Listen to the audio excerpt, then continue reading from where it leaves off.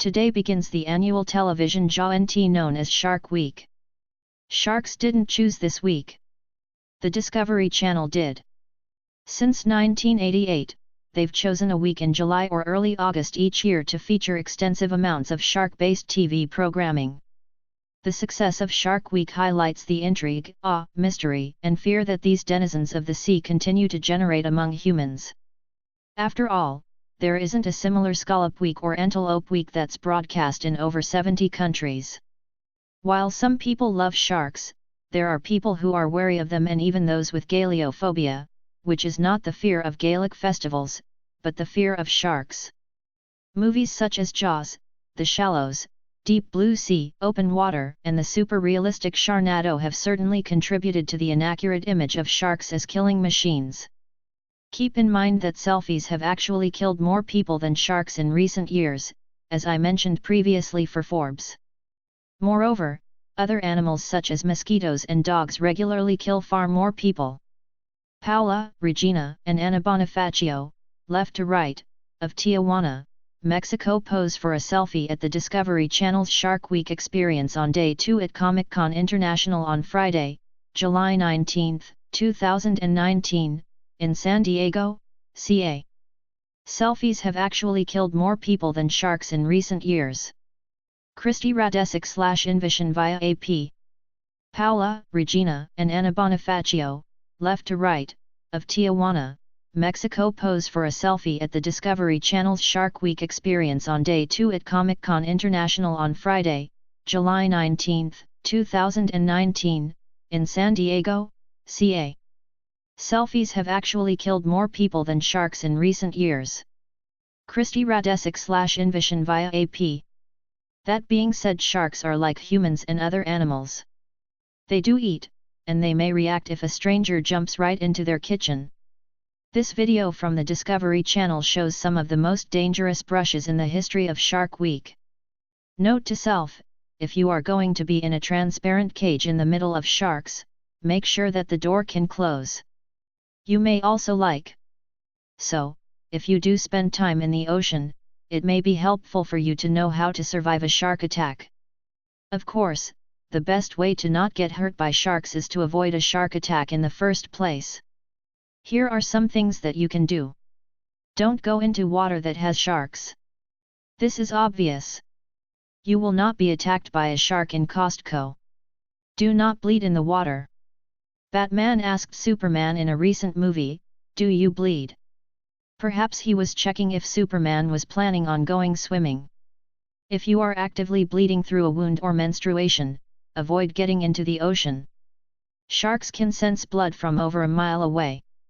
For peace sake, stop peeing in the water. If you think no one will notice you're peeing in the ocean, you're in for a surprise. Urine can also attract sharks. Choose the right friends. If you hang out with fish, sea lions, seals, and other things that sharks like to eat, you are putting yourself at risk. Tell the seals, "Sorry, it's not you, it's the sharks that are going to eat you," and find some other place to hang out. At the same time, you may want to stay where other humans are. Sharks are less likely to attack a group of humans than an individual. Plus, one human can warn others that a shark has been sighted. On the same vein, if you see fish, turtles, or others freaking out and saying what seems like run away, that may be a warning that a shark is in the vicinity. Avoid high contrast clothes, bling, and excessive splashing. Orange and yellow may be the new shark attack. Such bright colors and bright jewelry can attract sharks.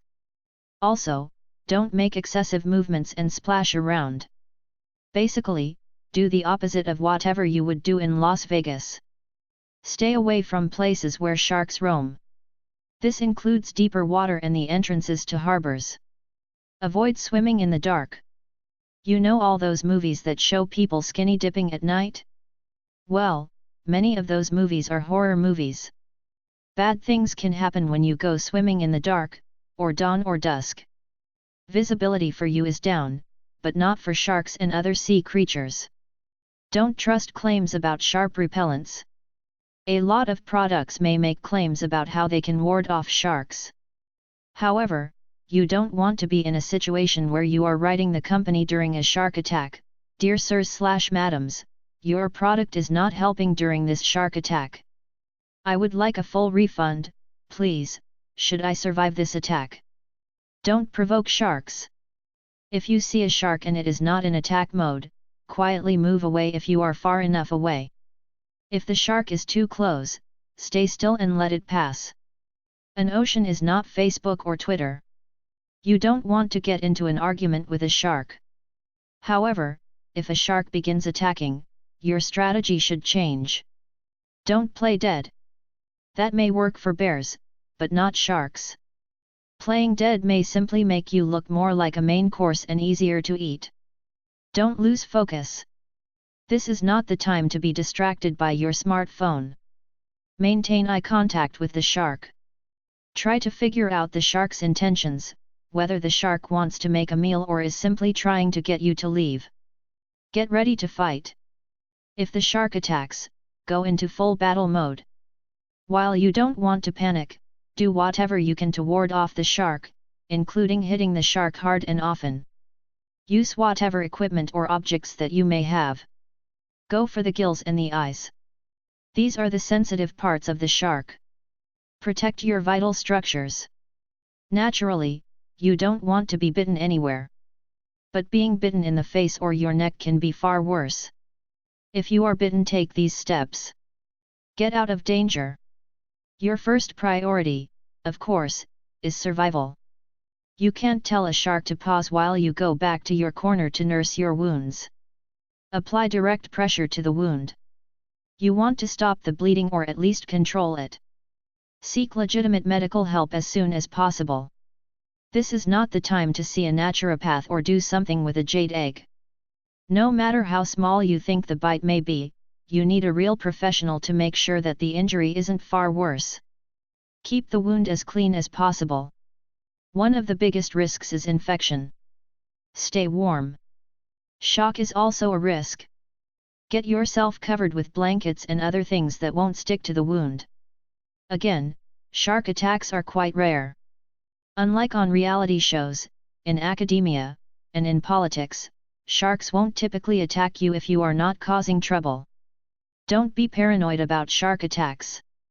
Shark Week should give you a broader and less stereotypical view of sharks and how they contribute to our seas and world. That's not how they may do it in many Hollywood horror or action movies, but it is how they will do it on the Discovery Channel.